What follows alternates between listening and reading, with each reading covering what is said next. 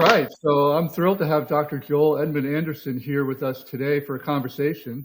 Dr. Anderson is a prolific author of, by my count, 9 books, with a couple others in the works, and also publications at respected scholarly journals. He also runs a very entertaining blog called Resurrecting Orthodoxy. He writes on a wide range of issues, wide range of topics, including biblical studies, church history, theology, cultural and social issues, even literature and poetry and more. And he holds a PhD in Old Testament from the University of Pretoria and 2 master's degrees as well. And I'm here to talk about, well, whatever we wind up talking about, but most specifically his latest book, The Heresy of Ham, What Every Evangelical Needs to Know About the Creation-Evolution Controversy. So welcome, Joel. How you doing? I'm waking up. So one thing you touch on in your book is that you were a very successful, well-respected and appreciated high school Bible teacher. And then you lost teaching jobs because of your belief in an old earth and evolution, and perhaps more specifically because of the way you approached reading the Bible and not always reading every part, especially early Genesis literally.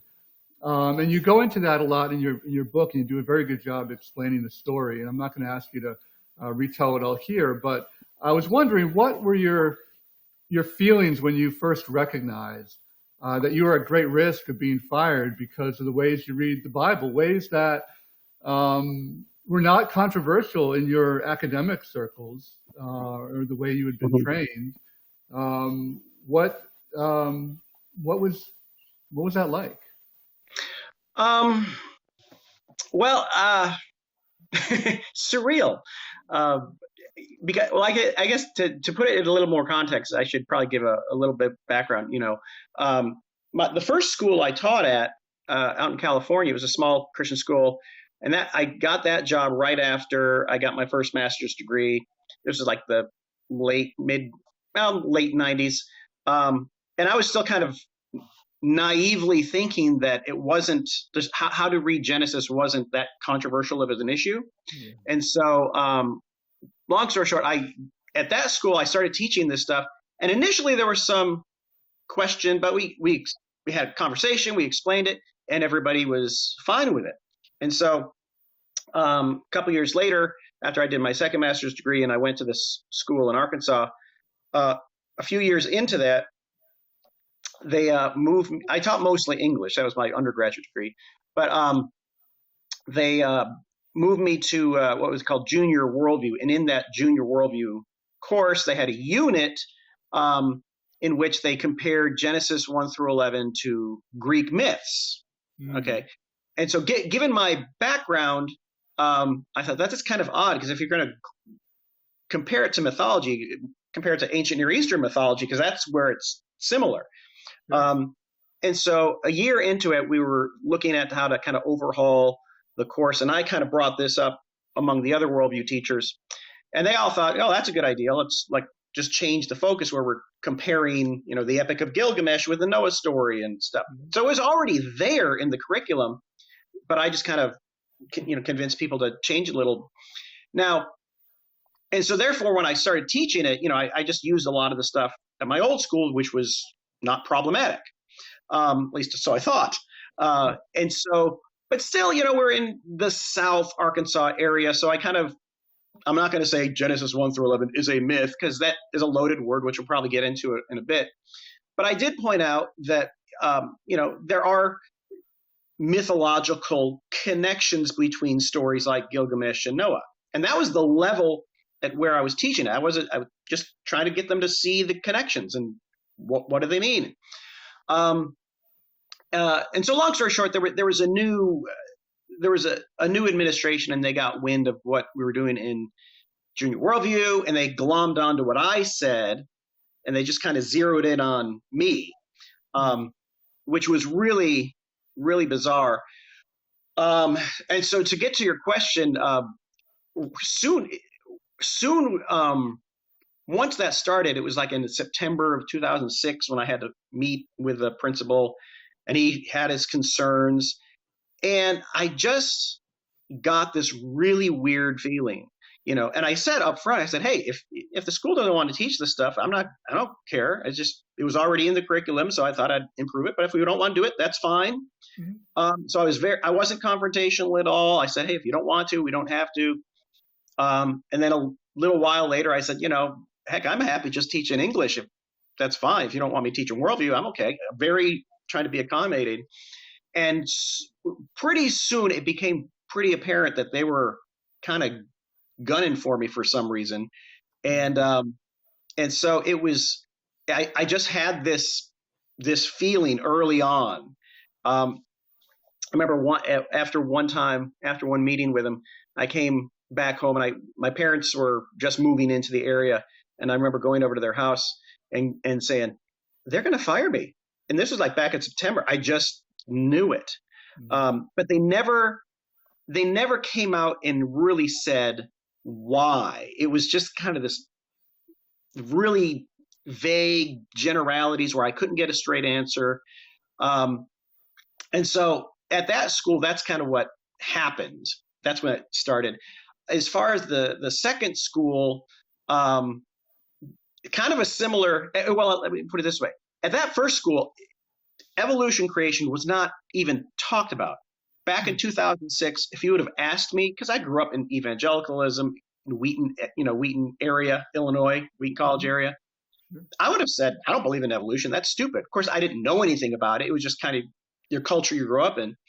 But I did know how to read the biblical text. And obviously, by the mid-90s, with my master's programs, it became obvious that the early chapters of Genesis weren't meant to be read as literal history or science. I held that view, but I didn't care about creation evolution at all. That wasn't even in the area. By the time the school in Alabama came around, in our senior worldview class, I thought I would add. We had units on Freud and Marx. It was kind of a Western civilization thing, and so I thought, hey, let's add a unit on Darwin. And at this point, I didn't know anything about him but the thing is, he was a major influential factor. And it was right around 2009 when, if you remember, the Ben Stein movie Expelled came out. It was an intelligent design movie. Okay. Do you remember that? Not really. I wasn't part of that whole world at the time, but yeah. Okay. Well, that movie came out, and I remember watching that, and this intelligent design stuff kind of sounds interesting. Maybe I should have a unit on Darwin. So that's what started it. But as I had didn't know what you were stepping into? No, it was just like, in theory, in worldview, you're supposed to look at the major influential people for good or bad. And so anyway, I started this Darwin unit, and the headmaster was totally fine with it. He said, this is a good idea. He was on board. And so over the couple of years, we had this Darwin unit where we looked at what the theory actually was. So I was learning about it myself. What are the different angles that people take on it? You have what you can call atheistic evolution, like Richard Dawkins' view. Yeah. Then you have Ken Ham on the other extreme, and then various things in the middle. And so all I wanted to do with my students was like, let's lay out all the views and discuss them. And that's what you want, educate. And so we did that for a couple of years, and it was fine. And then a new headmaster came in, and this was the guy I kind of mentioned in my book. He was pretty zealous for the Ken Ham stuff. And when he found out, when the Ken Ham Bill Nye debate happened in 2014, naively, I wrote some blog posts on it, just kind of critiquing it, and like, well, Ken Ham doesn't really make all this sense. And he really, oh my gosh, he thought I was questioning Ken Ham, therefore I was dangerous. And so we had some back and forth emails, and during some of those emails, he would present stuff that was just bizarre to me. And at that point, I didn't really know much about Ken Ham, other than he was a young earth creationist. And so when this headmaster started presenting me with some of the actual arguments, that's like made me feel like I was in an alternate universe. Like, dinosaurs on the ark, what? That kind of just bizarre stuff. Yeah. And then ever since then, when it became obvious that he wasn't going to hire me back and kind of get rid of me, that's when I started researching young earth creationism and Ken Ham in detail. And that's what led to the book. And when I started researching what he and Answers in Genesis was actually saying, I was flabbergasted, because I grew up in evangelical world, Wheaton, Illinois, Wheaton College in the 80s.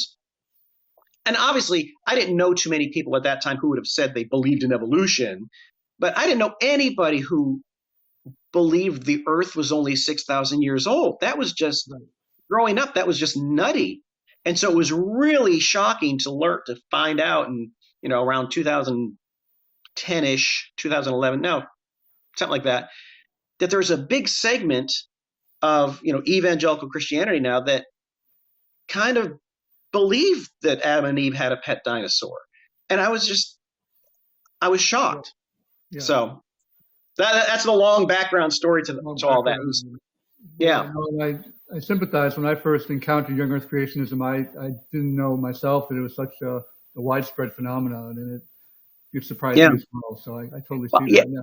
Yeah. And I think it is a widespread phenomenon, but I still think the majority of, we could say, evangelical Christians or Christians in general, they don't really know, nor do they really care. It's just the certain people who are really pushing it, who are really making it into an issue, Well, and there are people who are really pushing it. And what do you think it says about the health of the church that disagreeing about the genre of early Genesis is sort of a litmus test for whether you're fit to be in a teaching position in a church organization?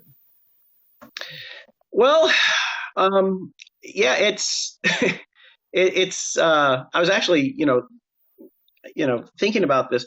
It really is kind of a sad commentary, but at the same time, all throughout history within the church, there are issues that come up that are wrestled with. And once you're beyond an issue, you can look back and things seem clear. But when you're in the middle of the controversy, and I think that's where a lot of people are.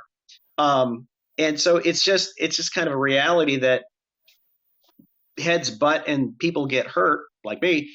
But at the same time, it does really concern me, and I think this is one of the things I mentioned in the book is, and again, this might not go over well with more scientifically minded people, but like personally, if I meet somebody who says, "Oh, I believe the Earth is only 6,000 years old and there was a literal Adam and Eve," I think they're wrong, but okay, as long as we can agree on what the point of those chapters are anyway, that we're sinful.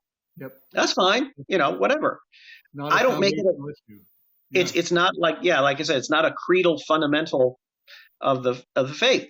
But unfortunately, it has become a litmus test, not just for young earth creationists, but sometimes for other strands of Christians. Like, if you believe the earth is 6,000 years old, then you're a anti-vaxxer, QAnon nut. It's like, no, that's not.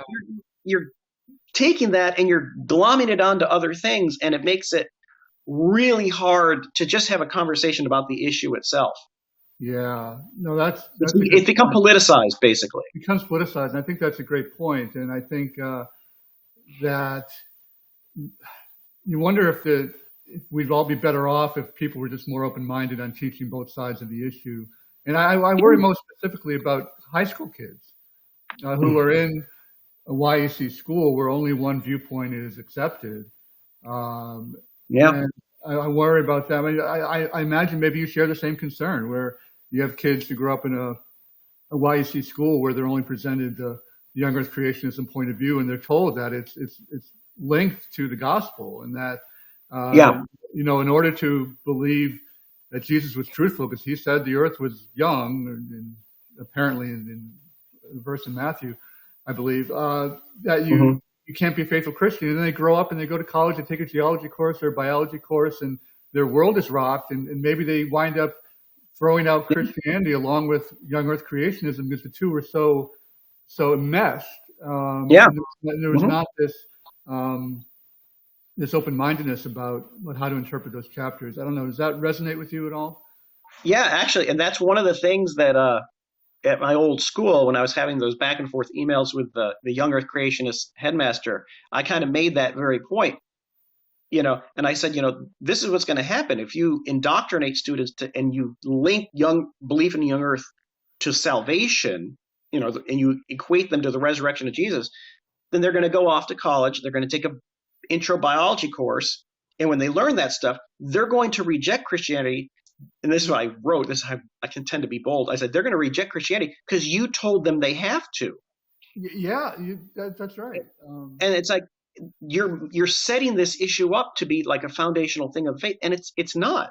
Even if, theoretically, let's say some new scientific discovery comes up and they find through genetics Adam and Eve, the bones of Adam and Eve, and it really is. I'd be okay, fine.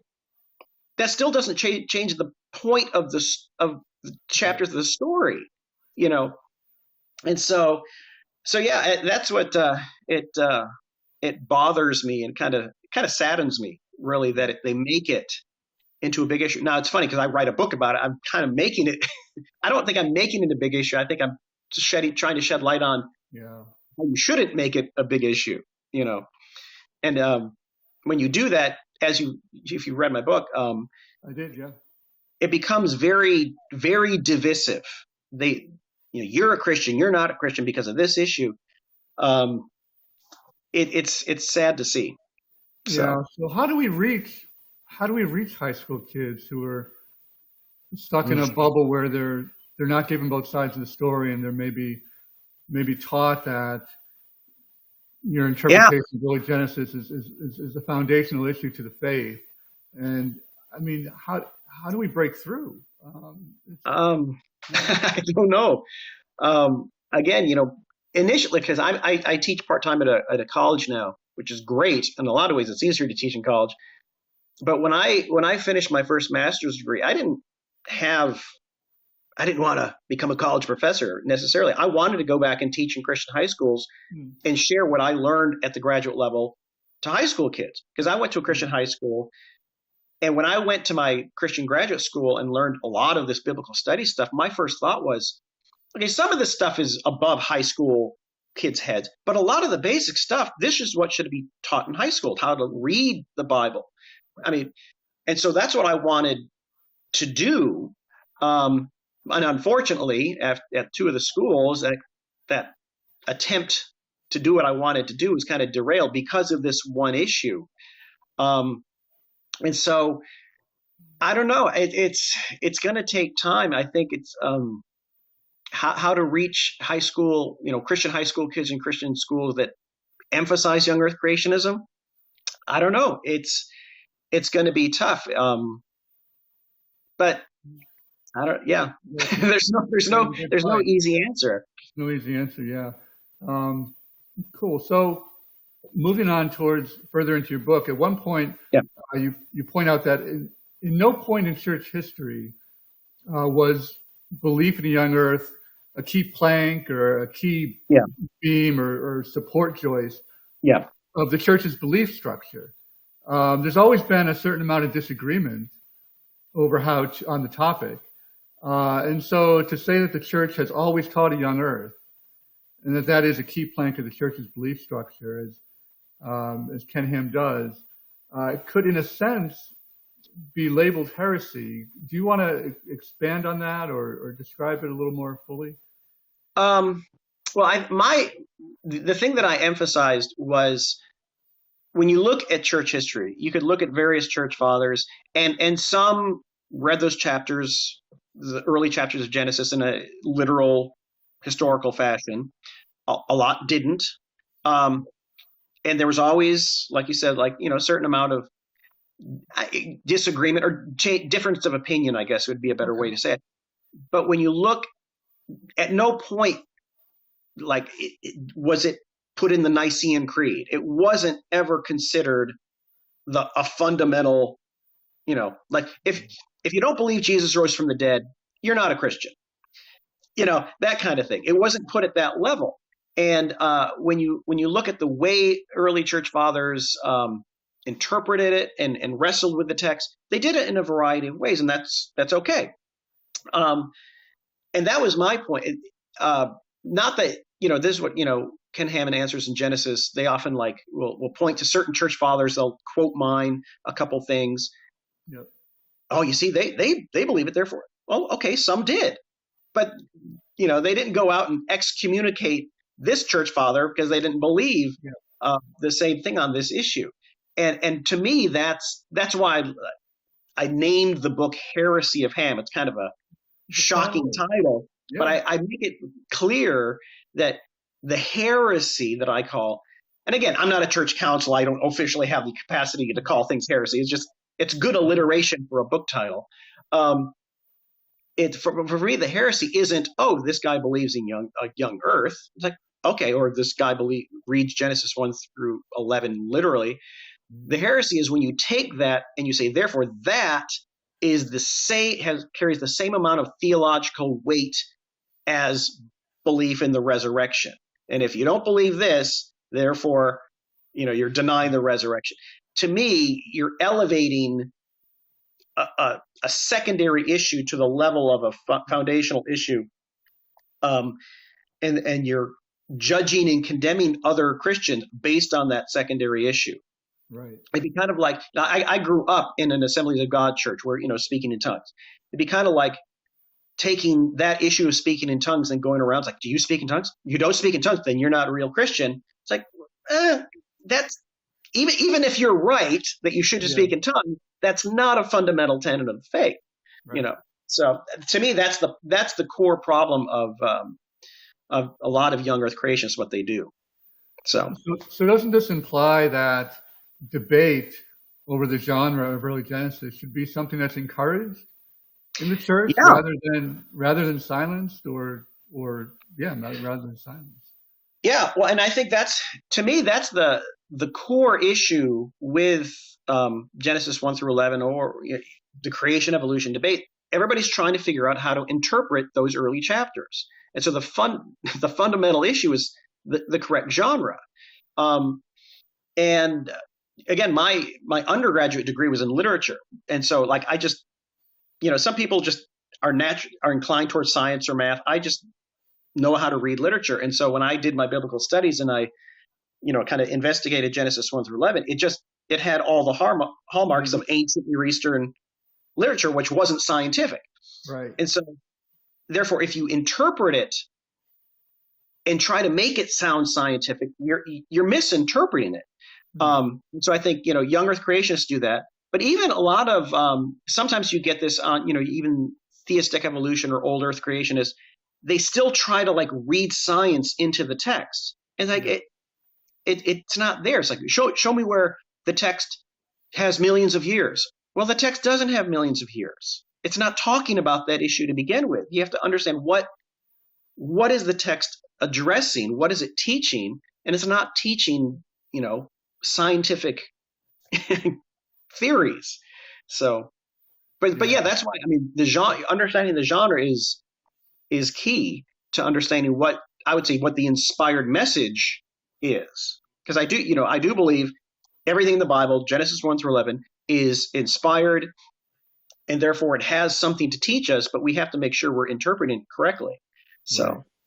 And as far as interpreting it correctly, you made a very interesting and I think profound point in your book, which had to do with, Ken Ham is making, if I'm categorizing you right, in your sense of a category error.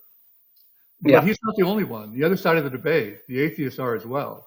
Yeah. And it sort of traces back to, and this was profound for me, the switch in thinking in worldview that occurred around the Enlightenment. Mm-hmm. And so I'm hoping you could speak to that more eloquently than I could. Right. Could you elaborate on that? Well, yeah. obviously the scientific revolution and the Enlightenment really changed the way Western civilization saw the universe and how they tended to read the biblical text as well. And so it's kind of like when you get a shiny new toy, you want to do is that one thing. And I think with the scientific revolution and the Enlightenment, through scientific method, people could start understanding the workings of the natural world, which is great. You can learn a lot of stuff of how nature works. But so that's what the scientific revolution did. But then with the Enlightenment, which was really, Voltaire and Rousseau, they weren't scientists, but they took, they claimed we're going to use the scientific method to understand more than just the natural world. And they started applying it to a whole host of other things. But because that was such a radical shift, ever since then, how can I put it? Everything people read, they think, let's just focus on the Bible. If people start reading the Bible, just kind of assuming, it's answering those Enlightenment scientific questions. Because what? It's all filtered through that lens. Yeah, it becomes the new lens through which everything is filtered. And so therefore, before the scientific revolution, Enlightenment, you have early church fathers when they talk about Genesis 1 through 11. They're using it to debate Greek philosophy and other issues, but not scientific issues. But after that, those become the first issues. People now read Genesis 1 through 3 and they say, is there a literal talking snake? Well, that's not really the point. You have to understand it in the context. And we kind of project onto the text all of these scientific questions that we post scientific revolution have, because those are what we want to answer. Mm-hmm. But it's not. But the text is an ancient text that isn't addressing those questions to begin with, and so you have to kind of train yourself to read the text in its original context and ask yourself, what were the issues the text was addressing? Not, it's because it's the Bible, I could read anything in the Bible and make it directly apply to me in my scientific outlook. That's not easy. I don't think that's easy to do. It took me a while. It took me a fair amount of time to recognize that lens that I was approaching everything through and to adjust it. And it's not easy at all. No, well, that's why, they talk about, when you have a paradigm shift, it's because you see everything through this lens, and then it's hard to break out of it. And then eventually when you see something in a different way, you're like, well, how could I ever have thought differently? Yeah. Well, it's kind of like, and this is a different biblical issue, but I'll throw this out as an example. I would teach a class when I taught high school. I would have a class on the Book of Revelation. That's not controversial. But if you grew up, in the evangelical world with Hal Lindsey or the Tim LaHaye Left Behind series, you just assume Revelation is about future Nikolai Carpathia, that whole thing. And so, if you grew up in evangelicalism, you take Revelation, you automatically project it off into the future, and you already have a tribulation period, 7 years. You have that paradigm that you read it through. And so what I would do with my kids is I was like, let's put that to the side and let's pretend you were a Christian living in 95 AD in Ephesus, and John is writing it to you. How would you interpret that in the first century? And then we would go through Revelation, like what did it mean to the Christians in the first century? And so many kids, after we got through that, they were like, it actually makes sense now. Revelation doesn't scare me anymore. I understand it. Yeah. But you have to make that shift to understand how to read it in the original context. And the same thing goes for Genesis 1 through 11. Once you recognize what the genre is and what it's speaking to for me, trying to read into Genesis 1 through 11, either evolution or young earth creations, and trying to fit, concordism, it just seems bizarre to me. Yeah. And I guess it was easier for me to make that shift because I didn't grow up in a young earth creationist household or culture, even though I grew up in evangelicalism in the 80s. That wasn't a thing.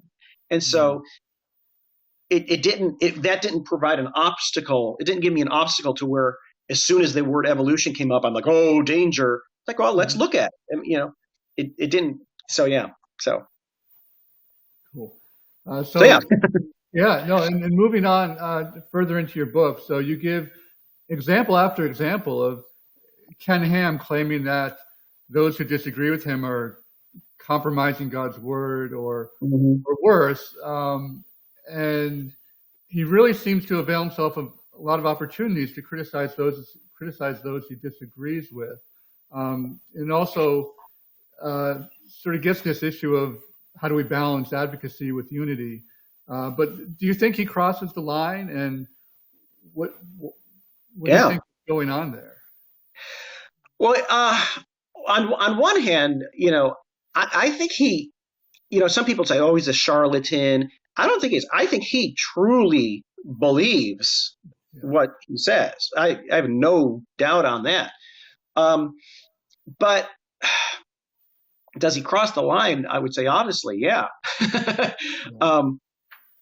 But the problem is because he has made it a litmus test. He's made that secondary issue a litmus test.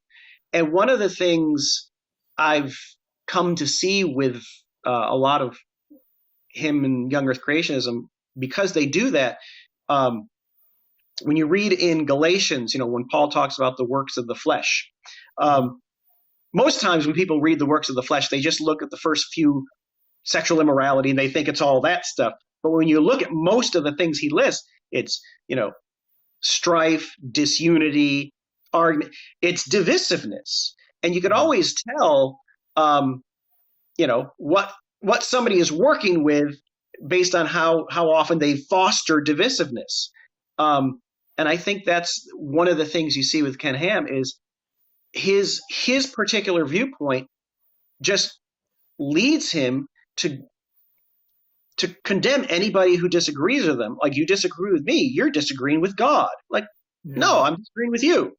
And so when you do that, when you find yourself constantly judging others, and that's a warning sign for me. And for example, there's an old earth creationist. Oh my gosh. What's his name? What's the organization? It's not Reasons to Believe. Is it Reasons to Believe? Hugh Ross, but yeah. Hugh Ross. Like, the way he reads Genesis, I disagree with. I don't, because I think he's trying to read science into those early chapters. But I don't have a problem with him, because the way he does it, he doesn't go around condemning anybody as not a Christian if they don't believe in him. No, and I've talked to people who have communicated with him personally, and they say he's a complete gentleman.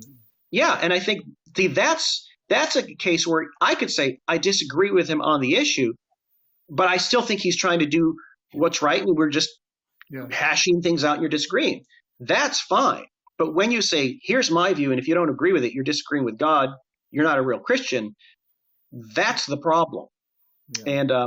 And I think Ken Ham does that a lot, and because he's done that a lot, it has rubbed off on a lot of young earth creationists who do the same thing, because, and I'll throw this out, because I think in the research and the study I've done about that whole phenomena, the real issue that they're really concerned about isn't necessarily science, really, and it's not even about the Bible. It's what they view as the culture wars, which is a very politicized thing, whereas I don't know how many times when I would get into conversations with some younger creationists, they would find out that I don't believe Genesis 1 through 11 is meant to be doing science or history. And within a couple sentences, oh, well, then you must agree with abortion and gay rights. And all of a sudden they take it to that. I'm like, no, not necessarily. That's not the issue. But for them, they've tied that issue in with the liberal agenda, and they become one and the same. And that's a real problem, not just for young earth creationists or conservative, but liberals as well. They tend to make everything political, like we talked about before, and that's the core problem. That is relevant for the evolution debate as well, because when you tell another Christian you believe in evolution, they're like, I had this happen to me recently, so you don't believe in God? I'm like, No, that's not Yeah. what I said, but it's so intertwined in their minds, and part of it is I think that the other side of the debate, the atheists, have sort of co-opted evolution, and Yes. as you write in your book, and has taken it into their worldview and connected the two, and almost like now Christians are now, well, I have to oppose that. Yeah. There's a knee-jerk opposition to that, and so Yeah. it's hard. Yeah, it's one of the things that when you talk about that issue, the atheism and the science issue, one of the things that is really important to hammer home is, and again, Ken Ham and Answers in Genesis often say this. They call evolution, an atheistic philosophy, it's like, no, evolution is a scientific theory, just like photosynthesis or gravity, and if more evidence comes along to disprove it, fine. But it's a scientific theory to explain the natural phenomenon of how life adapts. That's what it is. It's not atheism. It's not a philosophical worldview. Now, like you said, atheists have tried to take evolution and to claim that, but they're being dishonest about it. There's a big difference between a scientific theory and a philosophical worldview. They're not the same thing. No, they're not the same thing, and it's almost like they've put Christians in a bind now, because they've almost boxed us in a corner where we say, well, now I have to believe that evolution is false because the other side says it's true, and they say it proves that God doesn't exist, and it's. And that's why did I say it? It's been a while since I wrote the book. I know I've said this in numerous blog posts, but I've often said that when it gets right down to it, Ken Ham and Richard Dawkins, they're each other's doppelganger. Yeah. One's an atheist, one's a young Earth creationist Christian, but they make the same arguments, approach the text in the same way, and they have the same assumptions, which is actually rooted in that Enlightenment worldview that if it's not scientific, then it's not true. Right. So let's use that as a transition and go back in time to before the Enlightenment. Mm-hmm. Let's talk a little bit about ancient myths. If you will. So myths were a big part of the culture and thought life, and even the civic life of the ancient civilizations surrounding Israel. You have creation myths and flood myths and myths that deal with origins and other things. And you write that no one in the ancient world read myths as having literally happened in history. That interested me because I've often wondered about this personally, and I don't know where I stand on it. Why do you have confidence that you're correct on that? You mentioned in your book that scholars have never affirmed that the ancients believed that the myths were historically true. But how would they even know? I just find this. I'm not trying to challenge this. I'm just saying it's an interesting question to me. I've often wondered how the ancients approached their myths. Right. Well, I think now granted, I didn't go in a time machine and go back and ask them. So what I'm going off of is from what I've learned in my research and study about what mythology is. Now, again, that right there, that's a really tricky, difficult word to use because in our modern world, if you say something's false, you call it a myth. Mm-hmm. And I always try to emphasize that's not what I'm saying. First of all, we're just talking a genre term, what kind of writing a certain thing is. That's the first thing. But also, mythology in the ancient world was first and foremost stories about the gods, in the pagan world. And the gods weren't involved in history. In fact, in the ancient world, there was no such thing as history writing. And this is one of the unique things when you look at the larger picture of things. The unique thing about the Old Testament is it's actually history about real people. Whereas when you look at, the cultures of ancient Babylon or ancient Assyria or the Hittite culture, you didn't have a lot of that, if anything. It was just about all that writing was either stories about the gods or like annals of the kings, because the kings were from the gods and therefore they matter. The bulk of humanity is worthless. We don't have to write history because why would we bother? Because humanity is worthless, right? So in the ancient world, there was no, you could call theological, I guess, in the ancient world, there was no theological or philosophical basis to write history in the first place. Okay. And so therefore myths were about the gods. They weren't about history. They were the cycle of the seasons and how that kind of thing. And so that's what I meant by, they didn't read them as history. Now, granted, like if you were like some, Greek sheep herder somewhere outside of Athens, maybe you thought there was Zeus really lived on that mountain up there, at the basic level. But the myths themselves weren't trying to explain history. They were trying to explain what those people believed about the gods, about the created order, and about humanity. It basically, the myths were used to explain their worldview. That's a great point. So they weren't about history, but they were more than just entertainment. They were about transmitting truth content. Yeah. Just in a different way than we would do today. Yeah. And I argue that the purpose of ancient myths is to kind of set the foundation for how that particular people understood their world, and so therefore one of the things you see, whether it's Greek mythology or ancient Near Eastern mythology, there were many gods and they were not good. They were crazy. Anybody who took a basic Greek mythology class in history or in high school, nobody liked those gods. They were scary. That's why you went to their temple and did a sacrifice. You kind of bought them off so they wouldn't squash you. That tells you something about how they viewed the gods. They didn't like them. And then, the created order of ancient Near Eastern mythology, the very world, the very earth is believed to have been created out of a dead carcass of a loser god, And then humanity was created by either the blood or the excrement of that loser god. So you put all that together. If you were a pagan living in the ancient world listening to these myths, the message you were getting is the gods were crazy. Don't tick them off. You live on a dead carcass and you're a piece of poo.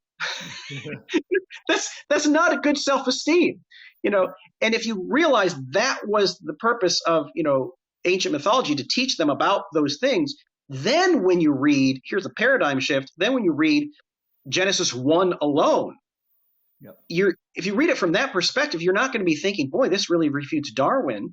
You're thinking, this thing is teaching there's one God, not many, that he's good, that the created order is orderly and good and has purpose, and that human beings are created in that good God's image.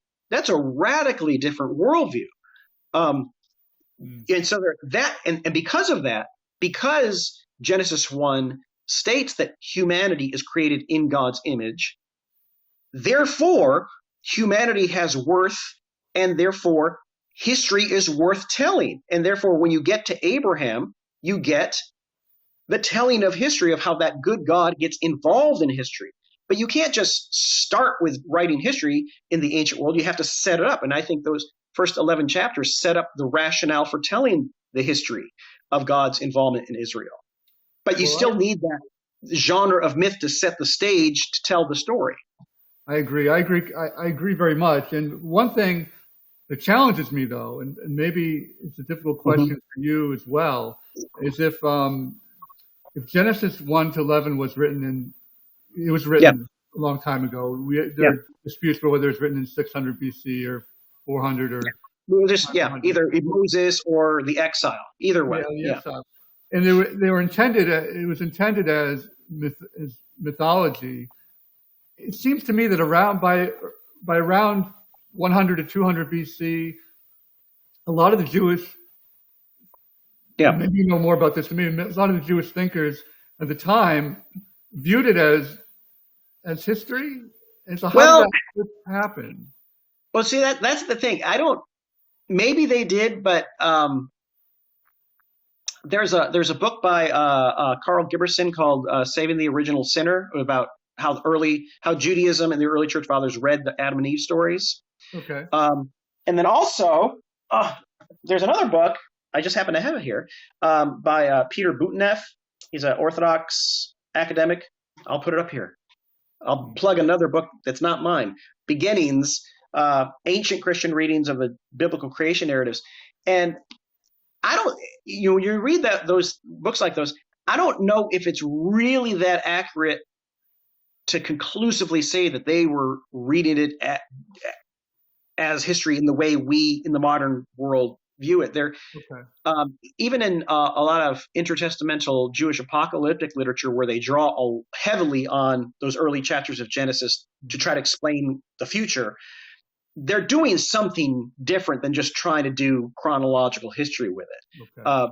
And so, those are some good books to read more specifically about that.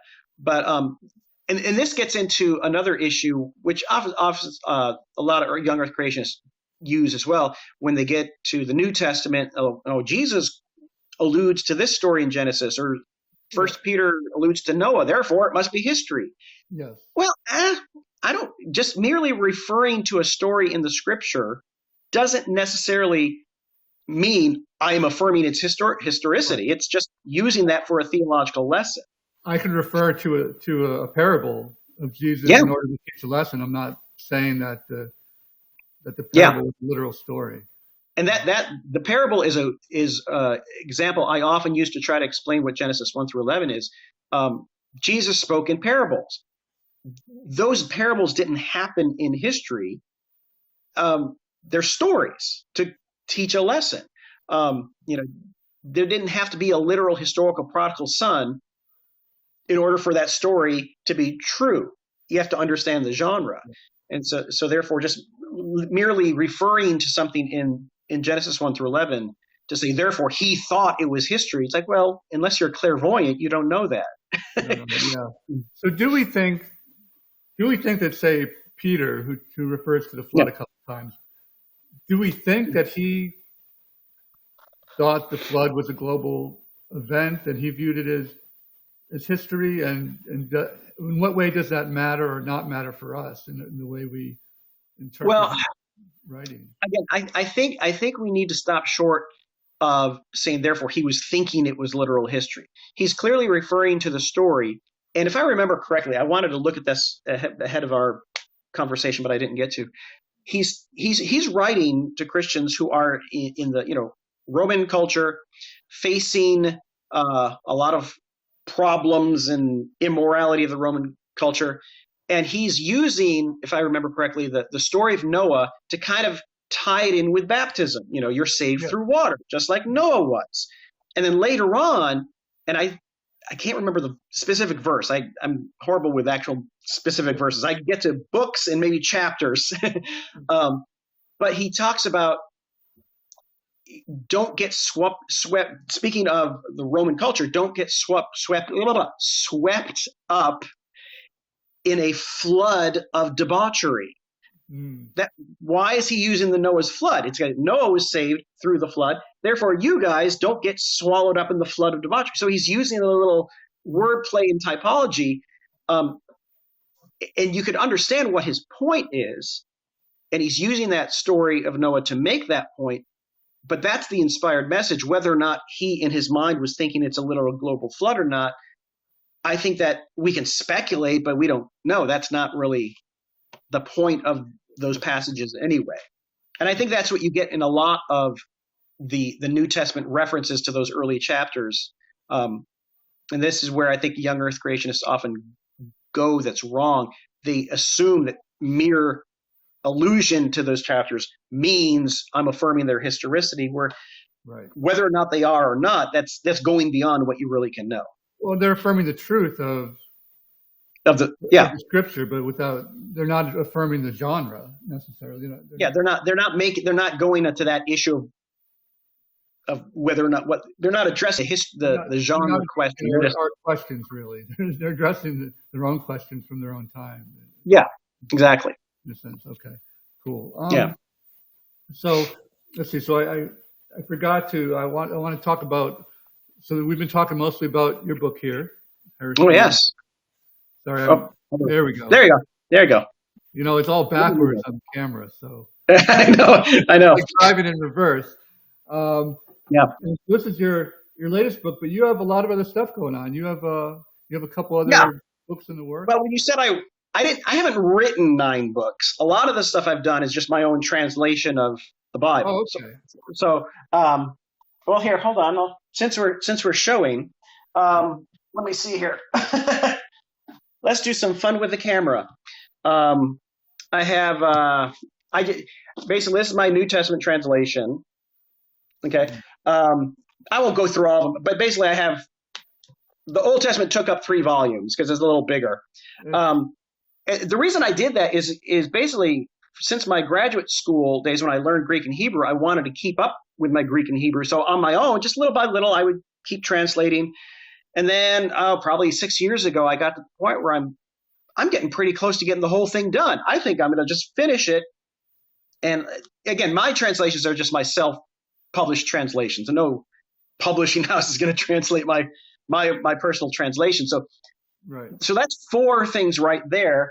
And then this is just kind of a personal thing I did. That's my grandpa. Oh. And it's an interesting story. After my first master's degree at Regent College, I finished in 97. That summer, I went with my dad up to see my grandparents. You know, you got your master's degree, you think you're all smart. I'm 27, I know everything. And I was telling my grandpa about this paper I wrote, and he was, oh, yeah, that's really interesting. He goes, let me show you something. And he went to his back room, and he came out with, and I have it in my other room, I won't go get it, with this handwritten, leather-bound book that basically he started in 1941, like shortly after he was married. Long story short, he was just a tax accountant. That's all he did. But he taught himself enough Greek, self-taught enough Greek with lexicons and stuff.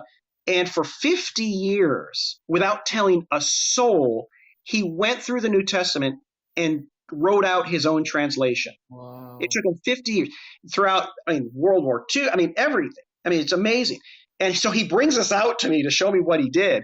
And I was like, oh, that put me in my place. Yeah.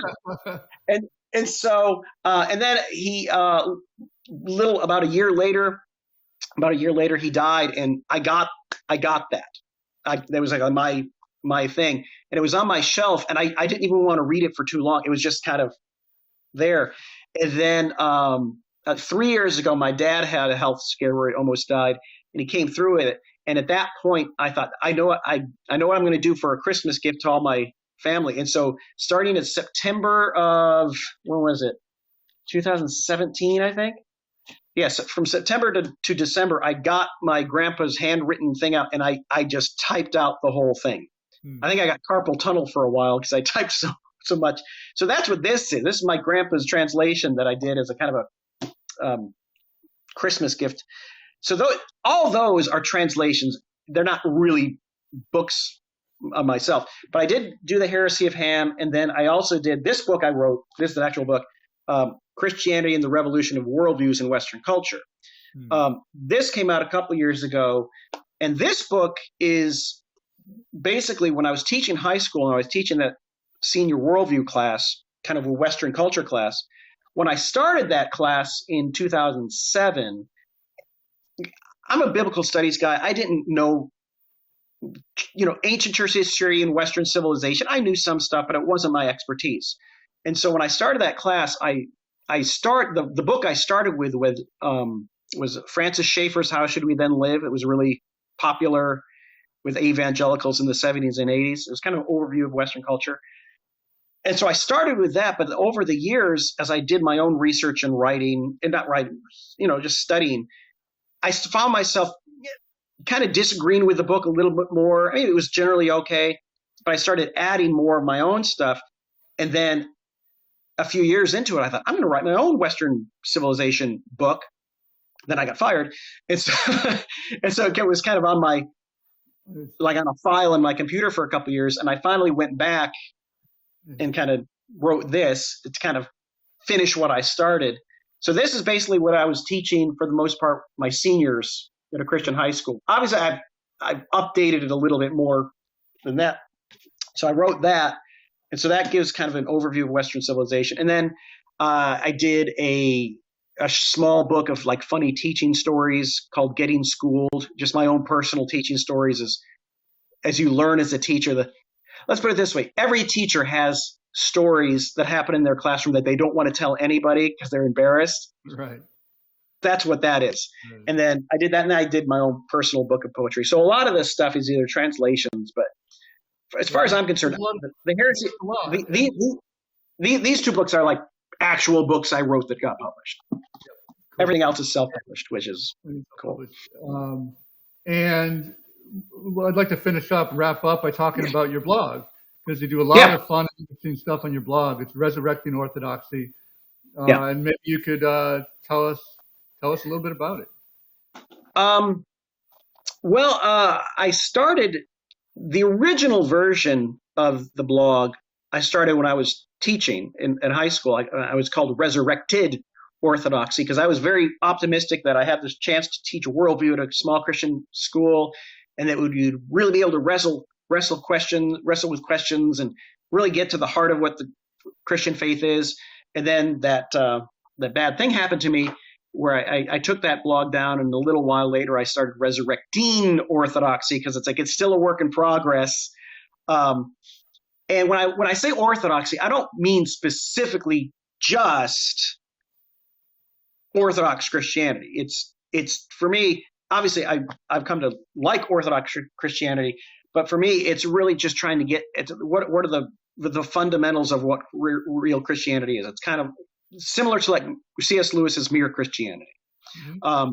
In fact, it's funny, Mere Christianity by C.S. Lewis was the book I read in high school that really got me thinking about my faith, which was fundamental to my faith. And then as I went through my life and I got into early church stuff and actual orthodoxy, then I went back and read Mere Christianity by C.S. Lewis. And what struck me is like, he was Anglican, but he's Orthodox. You don't have to be an official Orthodox, in my opinion. If you strive to get to the historic Christian faith, that's what it is.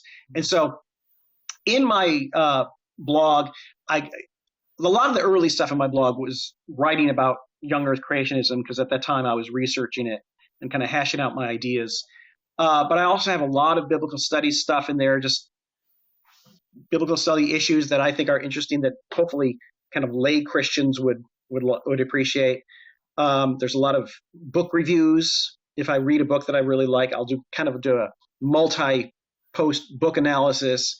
Like I've done a lot of books by the New Atheist movement, where I kind of like pick apart their arguments, just as a way of just me trying to articulate what I think. And so, I kind of let Sam Harris and Richard Dawkins have it. So there's a lot of book reviews, biblical study stuff.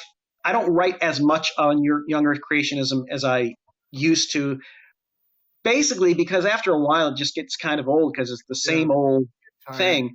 But then like earlier in January, and I still have a few more to do on this, being a literature major, I decided to go through and do some posts on T.S. Eliot because he's my favorite poet, very unlike the other stuff I've written. So it's kind of eclectic, but those are the general things I do. It's a personal blog just for me to get my own ideas out and share with whoever wants to read them. But so that's what that is. So yeah. Great. Well, thank you very much. Thank you for your time today and for an enjoyable conversation. And thanks so much for spending time with me and with us. Yeah, well, it's been good to talk about these things. So yeah. All right, everyone. I'm gonna get after this. I'm gonna go finish up some painting in my kitchen. That's what my agenda is for the. All right. For the day. So. All right. Anyway. Good luck with that. All right. Well, nice talking to you.